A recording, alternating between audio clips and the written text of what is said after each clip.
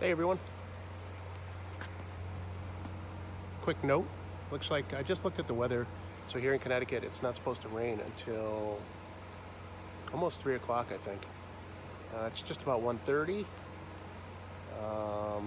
If that radar is right, you have an hour and a half in Connecticut to get outside before it rains.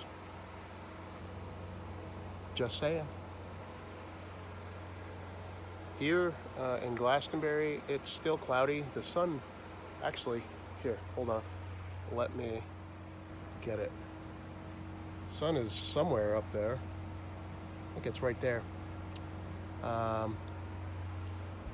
So, I don't know.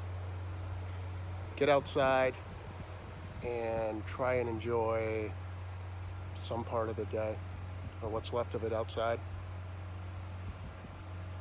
Ciao.